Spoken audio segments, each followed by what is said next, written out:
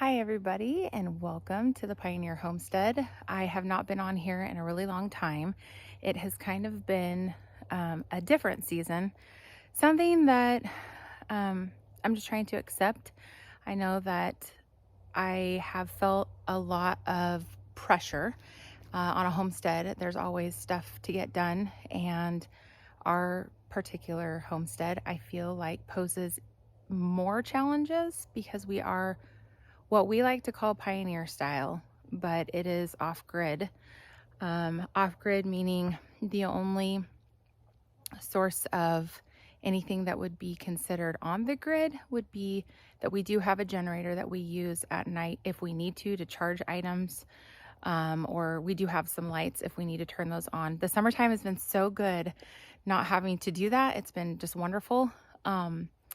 But we still warm our water on our wood cook stove in the wintertime. And where we live in the northern state of Idaho, we are not able to have our wood stove, not just the heat inside, but also we're not able to have the wood cook stove because of the fire danger, which we are experiencing right now. So if you have not heard, we have fire relief here right now in our county. So if you could be praying for us, that would be wonderful.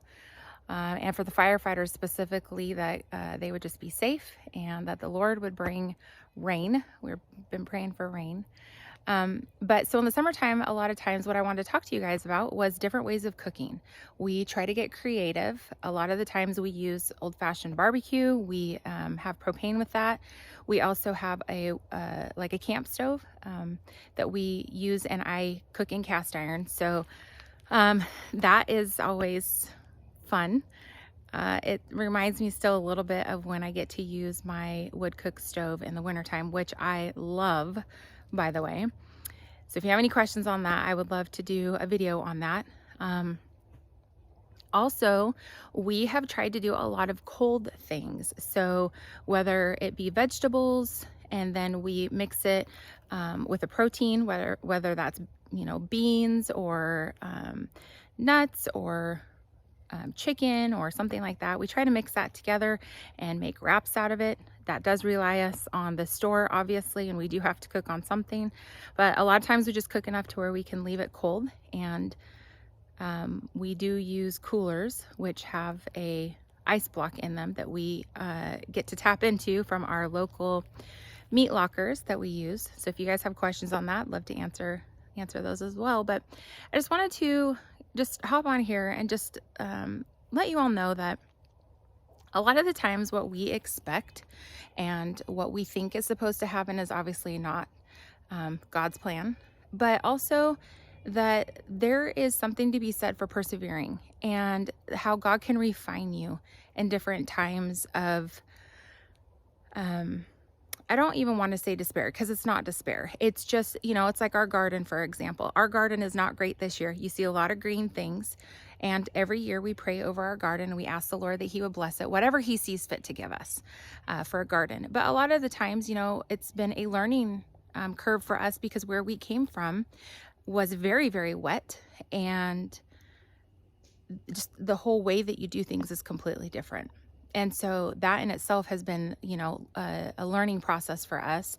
But I just want to encourage you guys not to give up, and to just encourage you to find joy in the little things, whether it just be, I look around us, and where we live, we have lots and lots of Oregon grapes.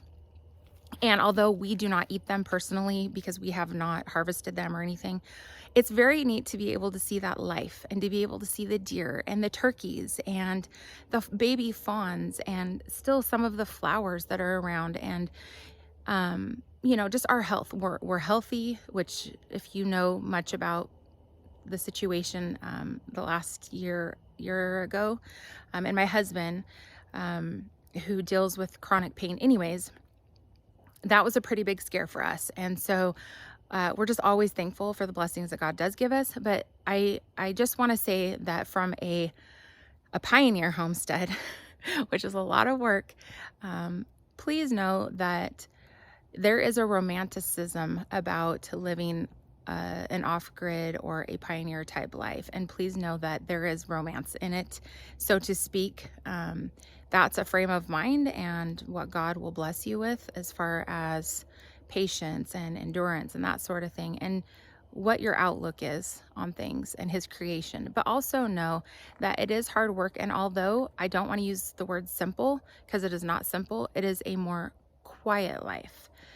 You don't hear all the hums of things in your home, and you hear, like right now, I can hear the crickets. I can hear there's been so many crickets. You can hear the crickets and you can hear the birds. And yesterday it was so funny. We could see, when the squirrels start throwing down pine cones at your head, that it is definitely time to start preparing for winter if you haven't already. And it was just so neat just to see, no matter what, the squirrel was so high in the air in this tree. And it was just so sweet to see him, her, whatever it was, just preparing for winter and just being so excited about all of the pine cones that, God has provided for it. So just want to encourage you in that. And, just let you know that the way that we cook, because that has been asked a lot, the way that we cook, yes, it is different than, how normal people cook. We still eat lots of fruit. We try to eat a lot of, fresh things that you wouldn't normally eat the rest of the year. Obviously, I don't get to bake bread in the summertime. We eat a lot of oatmeal and eggs. It's a good protein. Looking forward to getting our chickens next spring. There's been some hard times on our homestead with animals, and there's been some joys. We just got a new rabbit, which is so exciting. And just what the animals can do to give back to our homestead, which is so good. It's such a blessing. But like tonight, we were getting ready to barbecue some dinner, and I was so excited. We had some zucchini and some potatoes that were fresh from a neighbor and some chicken, and I had all of it cut up ready to go for the grill, and our grill quit. And so I, had this big pan. I thought, oh, we could eat on it for 2 days. This was going to be so good. But then I just thought, you know what? There's always tomorrow, and we do have our sun oven. So I'm excited tomorrow to be able to cook in the sun oven, because hopefully the smoke will be down enough for the sun to be able to heat it. That's why I haven't done any videos for you guys on the sun oven. But it has been very good, and I highly recommend, if that is something that you are wanting to invest in, definitely worth the investment. It was an investment for us. So anyways, just exciting things here on the homestead, but also challenges. And but what would life be if God didn't refine us in those? But it's been very exciting. So we have a new rabbit. We had a duck that our son decided to catch at our local fair. It was interesting. We never got to experience anything like that. That was fun. But we did release her into the wild. She was very, very sweet. But because we do not have water on our property, it's really hard to change ducks' waters daily, their water daily. And we do have to haul our water, which in itself is a lot of work. So we let the boys know that although there's challenges, it's okay. We let her go at a lake where it's, definitely, remote, and we can still go see her, but she will be so much happier. And she was so happy swimming. And we just had like a little kid, those blue plastic pools. We actually had an extra one. The story in itself was really funny, but we actually had an extra one from when we did our garden, because our garden is continuing to grow as far as what we build each year, what we add on to our garden, because our soil is absolutely awful. It is just sand is basically all that it is. And where we live, it's so hot that when it rains, it just almost flash floods a lot of the time. And so again, where we came from is different. You build things up. This way we build things down. We're getting the use of sawdust, and thankful for that. But we chose this year to add a couple little kid pools, and it has worked wonderfully for keeping the water in. And it's been a huge, huge blessing. So I think we're going to try to do more things like that. So it would almost be like considered a raised garden bed, but the plastic keeps the water in there. It retains, all that moisture. So that's been really, really good. We still have dill growing and some carrots. So excited about that. But the night that we got this duck, this is so funny. We were with our headlamps, obviously, in the dark, trying to fill up a pool from the water tank. in our bathroom that is just gravity fed. We do not have any hot water. Like I said, we have to heat it up, you know, on the wood cook stove in the winter, and then also, you know, the propane stove in the summer, which was the things you do for your kids, right? So it was a fun adventure. And then when we went back home for a visit, we had some sweet friends that came and helped take care of her, and she was alive. They did a good job. But a rabbit, I'm looking forward to the manure from the rabbit, because we keep hearing more and more and more how good it is for your gardens. So I think what our plan is to do that and let it set this winter, and just continue to keep growing our soil. If you have never heard of them before and you are looking to homestead and you have soil that is something to be desired, I would highly recommend looking up the Homesteading family.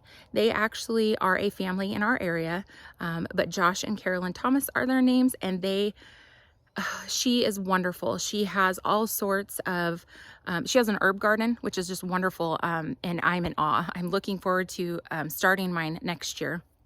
We do have some mint and some apple mint, which I love, lavender, and then also she likes to do some medicinal herbs, which are great, and then also culinary herbs. And so she's done quite a few series on that, also on cast iron cooking. So if you're looking to start using cast iron, which is so good for you, good for your body, good for the nutrients, highly recommend looking up those. And then also Josh has talked a lot about cultivating your soil, and yes, it takes time, but what you need, how to test your soil. So if you guys are interested in that, look up the Homesteading family. Great people to glean from. So we've just been trying to pick little things and little projects is what we've been doing, and just picked a couple this year and working on the garden. We're still not done with the outer part of our garden and doing like the fencing. It was kind of rigged the best that we possibly could, but that was a project. And then we're looking into doing more where our culinary herbs are. We've gotten the rabbit, we got the rabbit cage, and then the next project that we're going to be doing is our chicken area. Chicken house, chicken area. We have been putting compost there, so we already knew where it was, and it's in a protected area in the woods like this. It's on the opposite side of our property.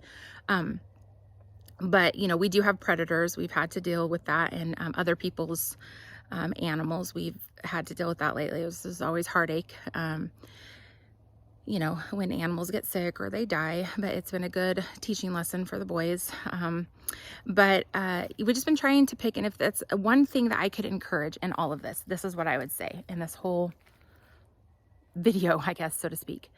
Pick one or two things. And I think a lot of times, like I was saying about the fantasy of and romanticizing about living an off-grid life, what usually happens is people get so excited and they just want to dive right in, and that is awesome. Hats off to you that a lot of people, you know, don't have you know, just the desire to continue to persevere. And so I would highly recommend for you to just pick one or two things. Don't get goats and chickens and pigs, and I'll pick one thing at a time and master that to the best of your ability. I mean, obviously we can never master things, right? We're always learning. And things are changing, and but just, you know, do one thing at a time, and then when you feel comfortable, go to the next thing. And don't be discouraged, because things are going to happen. Seasons change. You know, things with you know, with the seasons make a big difference. And as an example, growing seasons last year, where we had an excellent season for peppers and tomatoes. This year, our tomatoes, our beefsteak tomatoes, which should be like, you know, big size tomatoes, actually look like this, about this big. They look like cherry tomatoes. So definitely not canning those. And they've just been good, you know, but that's what the Lord saw fit to give us. So we just continue to persevere. And so if I can encourage you in anything, it would just be to, one, persevere, and to two, just to pick one or two things and see how you like it, and always be perfecting. You know, one of the things we're looking into eventually is solar, because of the ailments that my husband has. Living this lifestyle forever is not going to be an option, unfortunately. I love it. It's hard work. I feel a lot of times a little bit of Laura Ingalls in me, but it's just not sustainable for my husband's health. and the challenges that he has to deal with. And he's only 47. So it's been hard. And so, I want to be, sensitive to that. So anyways, I just wanted to encourage you guys. I hope you're all doing well. If you are in a wildfire area, we will be praying for you. And I know a lot of you probably have kids going back to school. So we homeschool. If you don't know this, we homeschool. We homeschool all year long, which that's a video in itself. But anyways, I hope you are all doing well and enjoying the last of this summer season, and blessings from the Pioneer Homestead. Have a great day, everybody.